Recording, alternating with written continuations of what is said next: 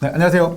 네, 안녕하십니까. 네, 제가 오늘은 우리 경매하시는 분들이 정말 명도 엄청 힘들어 하시잖아요. 제가 진짜 명도의 신, 저희 천자봉님을 모시고 제가 이 자리에 왔는데요. 천자봉님께서는 이 경매 명도의 특급 비밀이라는 책을 쓰셨던 분이시고, 명도에 대해서는 그 어떤 사람도 둘째가면 서럽다 하실 정도로 잘하시는 천자봉님을 오늘 모셨습니다. 네, 반갑습니다. 네, 간단하게 인사해 주십시오. 네, 안녕하십니까. 천자봉인데요. 약 한 30년간 법원 집행관실에서 근무했습니다. 거기서 제가 명도라든지 입찰법정 그리고 뭐 압류 등 그런 일을 하면서 나름대로 제가 많이 느꼈습니다. 제가 느낀 이유는 딱 한 가지입니다. 우리 회원님들이 너무 모르더라. 뭐든지 시간을 많이 소비하더라. 제일 중요한 것은 여러분들이 적극적인 자세, 여러분들이 풀어나가야 되는데 여러분들은 전부 다 법원에 다 맡기더라. 절대 법원이 해주는 게 아닙니다. 여러분이 해야 됩니다. 오늘 족장님 모시고 제가 그거에 대해서 조금 설명하도록 하겠습니다. 네. 많은 분들이 이제 명도를 좀 많이 힘들어 하잖아요. 네네. 명도를 힘들어 하는데 우리 명도가 그러면 힘든 건가요? 어떤가요? 명도가 힘든 것이 아니고 일부 사람들은 이렇게 이야기하지요. 시간이 지나면은 해결된다. 그렇죠. 시간이 지나면 해결되는 그런 말 많이 하죠. 그런데 시간이 지나면은 대출비 그리고 본인에 대한 그 기회비용 등 네. 상당히 그것이 마이너스가 되니까 네. 뭐든지 빨리빨리 진행하면 좋지 않습니까? 네. 그런데 그것을 우리 그 독자분들이 모르고 있더라고. 저는 그게 좀 안타까웠어요. 사실은 뭐 몸을 다쳤다 하면은 병원에 가가지고 집으면 되는데 네. 사람과 사람한테 받았던 상처는 좀 오래 가지요. 네네네. 그러나 지금 제가 그 약 한 10몇 년 전만 하더라도 낙찰받은 사람들이 낙찰 대금을 내면은 채무자들은 야밤에 조용하게 이사를 갑니다. 동네 사람들한테 쪽팔려가지고 자기 자존심. 지금은 아니에요. 오히려 채무자들이 배째라 하는 정도로 돈을 빌린 사람들이 그렇죠. 원래는 비호적인 게 맞는데 그렇죠. 그때만 하더라도 저희들이 그 신청이 들어와가지고 그 현장에 가가지고 문을 탁 열잖아요. 강제로. 빈집이에요. 지금은 현황 조사에 나오지도 않았던 사람들까지도 있는 경우가 있어요. 그렇죠. 그렇죠. 그래서 제가 이제 느낀 것은 딱 이겁니다. 오히려 상대방들이 뭐 점유자든지 이런 분들이 오히려 큰 소리 치잖아요. 네. 오히려 큰 소리 치는 사람들은 바로 나갑니다. 99% 이상 조용히 나갈 수밖에 없어요. 단 집행관들이 딱 가가지고 양복 입고 예고하면은 나갑니다. 근데 진짜 소위 말하는 배째라는 짱들은 조용히 웃어가면서 네 나가겠습니다 해놓고 점유를 받기더라. 이 강제 집행을 하기 위한 절차는 어떻게 됩니까? 강제 집행 절차는 뭐 지금 보니까 거의 대부분 사람들이 낙찰 받으면은 바로 직접 찾아가가지고 언제 나갈 거냐 이렇게 이야기하는 경우가 대부분이에요. 네. 그런데 저는 항상 강조하는 것이 일단은 낙찰이 되고 나서 그렇게 이야기해도 좋지만 네. 먼저 대금을 납부하고 난 뒤에 저는 무조건이란 말을 씁니다. 무조건 인도 명령을 신청해라. 인도 명령 신청해라. 인도 명령 신청해봤자 3일 안에 결정문이 나오고 비용도 인지대하고 해봤자 얼마 안 들어가고. 그렇죠. 그리고 인도 명령 신청하게 되면 그 인도 명령이 상대방한테 우편물이 날아가거든요. 그렇죠. 근데 지금 우리나라에서 제일 무서운 것이 법원, 검찰, 경찰에서 날라오는 우편물입니다. 네. 그리고 자기가 없을 때 그 우편물이 자기 현관물에 포트지가 있어요. 우편물 도착 고시서. 보낸 사람이 법원, 경찰서 불안합니다. 내가 뭐를 잘못했는지 알고. 맞아요. 그래서 제가 항상 이야기하는 것이 여러분들이 아무리 이야기를 하더라도 법원, 검찰 이런 데서 우편물이 날아가면은 뭔가 틀리집니다. 그 우편물에는 이런 말이 있겠지요. 배치부동산을 인도해라. 누구한테 인도해라. 그리고 법원 이름이 탁 돼 있고 특별 송달 막 이런 식으로. 그렇죠. 그러면 인도 명령을 신청을 하고 인도 명령 같은 경우에는 잔금 납부를 하면은 거의 대부분 이제 법무사분들이 많이 넣어주시잖아요.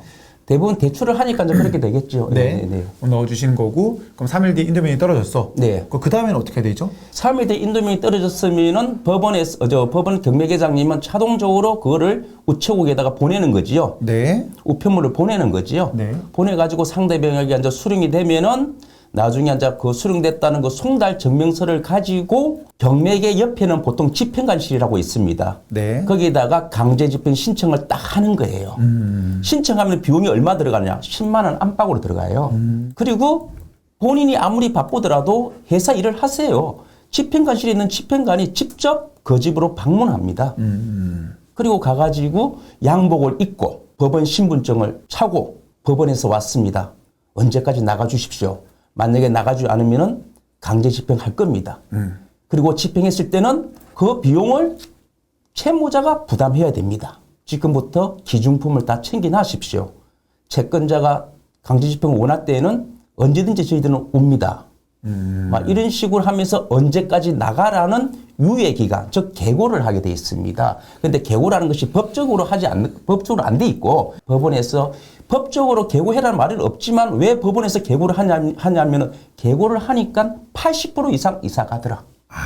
그러면 원래 계고는 원래 법 규정이 없습니다. 없는 거고. 예, 그래서 아마 그 법 규정이 없기 때문에 우리 족장님 같이 이렇게 참 고수 같은 고수분들이 집행관님 계고하지 마십시오. 빨리 집행해 주십시오. 왜 계고합니까? 계고하는 순간 그분들이 점유를 바꿉니다. 소위 말하는 특수물건 같은 데는 네. 막 그럴 수 있기 때문에 그럴 경우에는 집행관도 참 난감합니다. 왜? 계고를 해라는 규정이 없는데 왜 계고를 하냐? 왜 없는 규정인데 당신들이 내 집행 비용까지 받아 묻나? 이렇게 하지만 조금 그 특수한 상황 때는 계고도 안 하고 합니다. 네. 그러나 뭐 계고를 하니까 80% 이상 이사 가더라. 그래서 아마 그 개정되는 민사집행법에는 이렇게 계고를 민사집행법에 법 규정을 하겠다는 겁니다. 그리고 공유자 우수매수 1회 그리고 부동산 유치권을 없애는 이 세 가지를 개정된 민사집행법에는 하겠다는 것이 많이 지금 공감되어 있습니다. 그렇구나. 낙찰을 받고 인도명령을 하고 네. 인도명령 그 신청서가 송달이 될 것이고 네네. 송달된 걸 가지고 송달 증명을 발급받아서 네네. 집행관에 가서 예. 이제 신청을 하죠. 예. 신청을 하면은 우리가 일단은 그 예치금을 또 놓지 않습니까? 예치금 냅니다. 근데 일단은 모든 법원에서는 경매를 강제 집행 신청하면은 전에는 노무자 비용까지 다 이렇게 했어요. 네. 지금은 계고 비용만 받습니다. 계고 비용금 아까 말씀하셨던 네, 10만 원 정도. 예. 10만 원 정도 예치를 하고 네. 이제 그 다음에 집행관님이 나가셔서 네네. 집을 가서 보시겠죠. 이제 그렇죠. 보고 나서 여기에 집행을 하기 위해서는 얼마 정도의 비용이 필요하겠다. 그렇죠. 라는 걸 얘기해 주실 거고 네네. 이제 그렇게 되면은 이제 낙찰자는 그 비용을 예치를 합니까? 그 채무자가 상대방이 나가지 않았을 때, 그쵸. 계고 기간까지 했는데도 나가지 않는다. 때? 그러면은 이제 그 비용을 그때 이제 또 엔합하러 가겠죠. 저희가 이제 명도하는 과정 이제 그런 경우 있지 않습니까? 분명히 봤는데 안에 사람이 안 살고 있어. 우리가 뭐 전기료 막 떼보고 막 뭐 물 수도수 떼봤더니 거의 0이 나와. 이 고민이 되거든요. 그 아무도 안 사니까 문을 열어도 되나? 아니면 이걸 어떻게 해야 되나? 라고도 정말 많이 물어보는데 자 그랬을 때는 어떻게 하면 되나요? 제가 현직에 있다 보면은 형사 사건이 되더라고. 형사 사건이요? 자기가 문을 땄다 해가지고. 네네네. 자, 그런데 제가 이제 이 강의를 하고 실무에서 강의도 해보고 여러 회원들을 만나보고 여러 강사 선생님을 만나서 대화를 나눠보니 빈 공실이라 하더라도 네. 당신이 대금을 내가지고 소유권이 이전됐다 하더라도 일단은 우리는 점유가 우선인데 당신이 문을 따고 들어가가지고 그 이후에 감당할 수 있다면 그렇게 하셔도 되겠지. 감당할 수 있다면. 네. 그러나 감당을 못 해가지고 혹시나 문을 따고 들어갔는데도 뭐 아무 이상 없이 그냥 있는 물건 갖다 버리고 있다 보면 이상 없을 수도 있어요. 그러나 만약에 채무자라는 사람이 주거 침입으로 고소하고 재물손괴죄 그리고 또 안에 물건이 분명히 있었다는 거야. 조그마한 뭐 조각상이 하나 있었다는 거야. 그 조각상이 없었다는 겁니다. 자, 이러면은 문을 따고 들어간 사람이 다 뒤집어 써요. 네. 그런데 진짜 없는 경우도 있을 수도 있습니다. 네. 자기가 이 문을 따고 들어가는 그 자체부터 잘못돼 있어요. 그렇죠. 자, 그래서 인간한 사람 만나면은 합의로 끝나는데, 우리 그러지 마시고 제 생각은 이렇습니다. 빈집이라 하더라도 법 절차를 거쳐서 하되, 이럴 경우에는 집행관한테 예고 없이 해달라. 그러니까 우리가 소위 말하는 계고해라는 법 규정이 없으니까 특별하게 없을 때는 계고를 안 한다고 돼 있기 때문에 집행관님한테 계고 없이 하십시오. 이 집은 지금 빈집입니다. 그리고 관리실도 물어보니까 뭐 사람이 없다 합니다. 그런데 이거를 갖다가 계고를 2주로 주고 이러면은 이거는 민사집행법상 진짜 당사자에 대한 유리한 것은 아니잖냐. 그럼 뭐 집행관님은 아니 그럴 것 같으면은 차라리 집행 신청하지 마시고 당신들이 알아서 하시죠. 아니 법원에서 집행관이 안 하고 내가 어떻게 할 수 있냐는 거야. 내가 할 수 있다면 내가 직접 문 따고 들어가겠다. 그런데 예고라는 규정이 없기 때문에 해줄라. 그래가지고 그날 바로 예고하러 가는 날 문을 따봤어요. 네. 딱 보니까 5단 서랍장 하나 하고 소파 하나가 딱 있는 거야. 야 보니까 이거 보니까 자 돈 아는 낼라. 사람이야. 그렇지. 아는 사람이야. 이럴 때 집행관이 그래. 자 점유 확인. 딱 보니까 우편물이 하나 있어. 네. 채무자 우편물.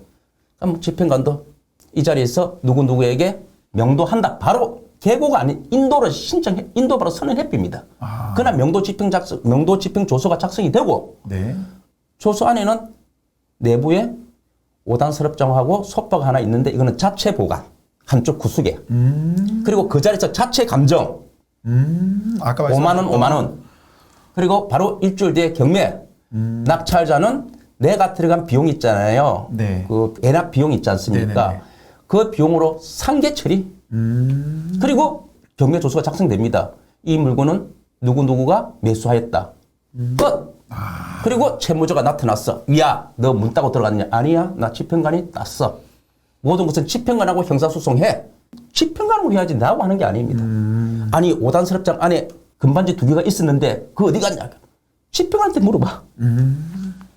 그래서 모든 것이 이 법 절차로 빨리빨리 진행할 수만 있다면은 이렇게 마음 편하게 할 수 있는데 만약 이것이 잘못돼 가지고 소송에 형사 고소. 되면은 네. 이거는 참 경매로 해가지고 우리가 수익을 내기 위해서 이렇게 하는데 마음고생이 심하지 않을까. 그렇죠. 그래서 차라리 이게 더 빠르다. 맞습니다. 많은 분들께서 저한테도 많이 물어보거든요. 네네. 저는 이제 얘기를 하죠. 우리가 있는 법이라는 게 있는 거고 우리는 법적인 틀 안에서 낙찰받은 건데 왜 그걸 법을 깨고 하는 거냐. 우리가 집행을 해봤자 한 달, 2달 더 걸리는 건데 그거 가지고 우리의 인생을 걸 필요는 없다. 맞습니다. 이해하시다시피 문을 잠그고 있는 것도 이제 점유라고 하거든요. 그렇죠. 키를 잠그고 있는 점유라는 거고 아까 얘기하셨던 소파 하나만 있어도 그게 점유라는 거예요. 맞습니다. 누군가 내 짐을 놔두고 내 거야 라는 건 점유이기 때문에 그거는 내가 아까 말씀하셨던 키를 부시고 한다? 그럼 재물 손괴죄. 문을 열고 들어간다? 주거 침입죄 네. 하면서 큰 문제가 되기 때문에 아까 말씀해 주셨던 이러한 방법을 통해서 우리가 한 발 한 발 나가는 게 맞는 것이지 절대로 문 여시면 안 됩니다.